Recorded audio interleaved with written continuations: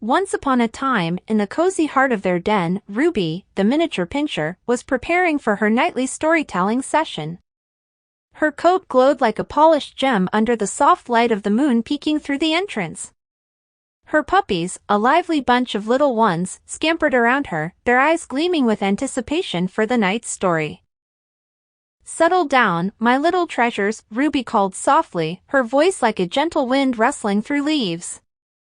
With tiny squeaks and yawns, the puppies finally nestled into their mother's warm side, ready for the tale. "Tonight, my dear ones," Ruby began, a soft smile playing on her lips, "I'll tell you about a beautiful garden, a man made of dust, a woman from a rib, and a choice that changed everything." She painted a vivid picture of the Garden of Eden, a place so beautiful that it made their cozy little den seem ordinary. She spoke of rivers that flowed like liquid starlight, trees laden with the most luscious fruits, and flowers that bloomed in every color imaginable. The puppies listened in awe, their imaginations running wild. "In this paradise," Ruby continued, "God created the first man, Adam, from the dust of the ground.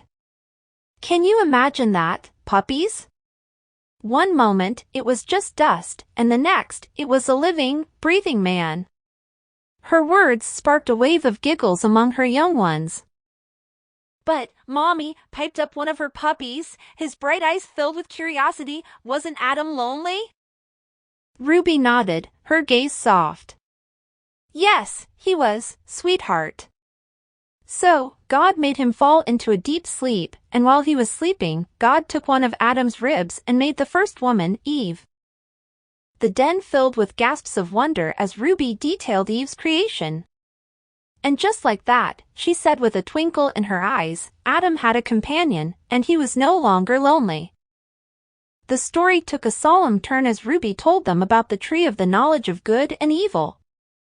God gave Adam and Eve only one rule: they could eat from any tree, but not from this one. "But why, Mommy?" asked one of her puppies, her head tilting in confusion. Ruby explained about free will and the importance of choices, her voice gentle but firm. She then told them about the crafty serpent, its silver tongue convincing Eve to taste the forbidden fruit. The puppies listened, wide-eyed, as Ruby spoke of Adam and Eve's disobedience and the consequences that followed. When God found out, Ruby said, her voice laced with sorrow, he was sad, but he had to send them away from Eden. They had to learn that every choice, even the ones we wish we could take back, has a consequence. The puppies listened, their eyes reflecting the wisdom of the tale. "But remember, my little ones," Ruby concluded, "even when we make mistakes, God's love for us never wavers. He still cared for Adam and Eve, even making them clothes to keep them warm." With that, Ruby's story drew to a close. The puppies, their minds filled with images of gardens, men made from dust, and lessons learned, drifted off to sleep, their dreams filled with the echoes of their mother's tale. Ruby, content in the knowledge that she had passed on a valuable lesson, closed her eyes, ready for the adventures of the next day.